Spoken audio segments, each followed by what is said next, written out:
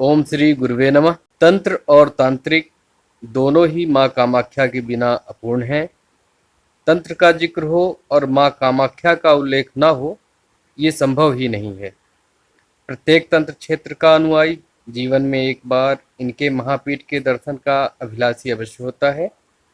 प्रत्येक साधक के साधना की पूर्णता है माँ कामाख्या। समस्त 51 शक्तिपीठों में माँ कामाख्या शक्तिपीठ सर्वश्रेष्ठ और सर्वोच्च मान्यता प्राप्त है।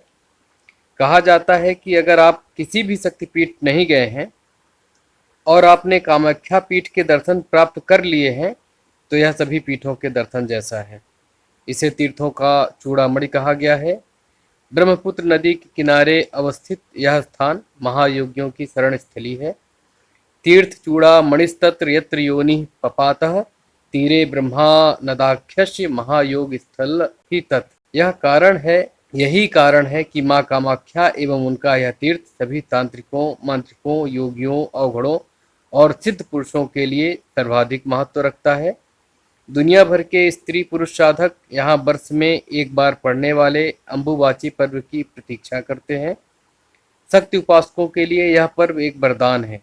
वस्तुतः यह पर्व देवी के रजस्वला होने का कालखंड है। पौराणिक सत्य है कि अम्बुवाची पर्व के दौरान माँ भगवती रजस्वला होती हैं और माँ भगवती की गर्भगृह स्थित महामुद्रा से निरंतर 3 दिनों तक जल प्रवाह के स्थान पर रक्त प्रवाहित होता है। यह अपने आप में इस कलिकाल में एक अद्भुत विलक्षण नजारा है।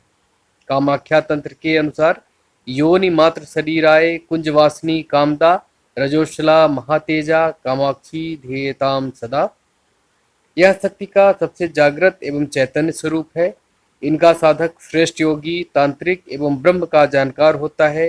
इस संसार में वह निर्लिप्त भाव से संपूर्णता के साथ सभी भोगों को भोगता हुआ अंत में परम गति को प्राप्त होता है। माँ कामाख्या के साधक के लिए इस संसार में कुछ भी अलभ्य नहीं, क्योंकि कामाख्या का अर्थ ही है सभी कामनाओं को पूर्ण करने वाली। इनका साधक तंत्र में वर्णित सभी खटकर्मों का पूर्ण ज्ञाता हो जाता है। गृहस्थ सुख एवं भोगों की कामना रखने वाले व्यक्तियों के लिए माँ कामाख्या की साधना वरदान स्वरूप है। प्रत्येक गृहस्थ को अपने जीवन में एक बार माँ कामाख्या की साधना अवश्य करनी चाहिए। माँ अपने साधकों का जीवन सुख सौभाग्य से पूर्ण कर देती है। आषाढ़ मास की गुप्त नवरात्रि प्रारंभ होने वाली है। इसी को ध्यान में रखकर मैं आपको माता के त्रयाक्षरी मंत्र की साधना विधि बतला रहा हूँ। इस साधना को आप गुप्त नवरात्रि के अलावा किसी भी नवरात्रि या शुक्रवार के दिन तथा पंचमी एवं नवमी तिथि से प्रारंभ कर सकते हैं। यह साधना पूर्व दिशा की ओर मुंह करके संपन्न करना चाहिए। साधना के समय लाल रंग के वस्त्र, उपवस्त्र एवं आसन का प्रयोग करना चाहिए। माला लाल हकीक या मूंगे की प्रयोग करनी चाहिए। इनके अभाव में रुद्राक्ष माला से भी जप किया जा सकता है। लाल गुलाब या लाल गुड़हल के पुष्पों का प्रयोग करना चाहिए। दीपक शुद्ध घी का प्रज्वलित करना चाहिए। साधना रात्रिकाल में संपन्न करना चाहिए। भोग दूध से बने मिष्ठान्नों का या खीर का अर्पित करना चाहिए। यह साधना कामाख्या यंत्र एवं कामाख्या के विग्रह पर संपन्न की जाती है। इसके अभाव में इसे श्री यंत्र के ऊपर या माँ दुर्गा के विग्रह के ऊपर भी संपन्न कर सकते हैं। स्नान आदि से निवृत्त होकर साधना प्रारंभ करना चाहिए। पवित्रीकरण, आचमन, दिशाबंधन, भूमि शोधन, तिलक धारण इत्यादि क्रियाएं संपन्न करने के बाद सर्वप्रथम अपने गुरु एवं भगवान गणेश का स्मरण करना चाहिए तथा इनका संक्षिप्त पूजन करना चाहिए। इसके पश्चात माँ कामाख्या के विग्रह का पंचोपचार पूजन संपन्न करना चाहिए। पूजन संपन्न करने के बाद अपनी कामना का स्मरण करते हुए अपने दाहिने हाथ में जल, अक्षत, पुष्प लेकर मंत्र का विनियोग करना चाहिए। विनियोग इस प्रकार है: ओम अस्य श्री कामाख्या त्रय अक्षरस्य मंत्रः परमेष्ठ ऋषि गायत्री छंदः त्रिपुराख्या देवता मम सर्वाभीष्ट सिद्ध्यर्थे जपे विनियोगः। विनियोग बोलकर अपने हाथ का जल अपने सम्मुख जमीन पर छोड़ देना चाहिए।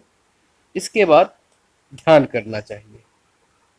ध्यान इस प्रकार है: अति सुललित वेशाम हास्यवक्त्राम त्रिनेत्राम जित जलद सुकांतिम पट्टवस्त्राम प्रकाशाम अभयवर कराढ्याम रत्नभूषति भव्याम सुर तरु तल पीठे रत्न सिंहासनस्थाम हरिहर विधि वंदाम शुद्ध बुद्धि स्वरूपाम मदन सर समाक्ताम कामनीम कामदात्रीम निखिल जन विलासाम काम रूपाम भवानीम कलि कलुष निहंत्रीम योनि रूपाम भजाम।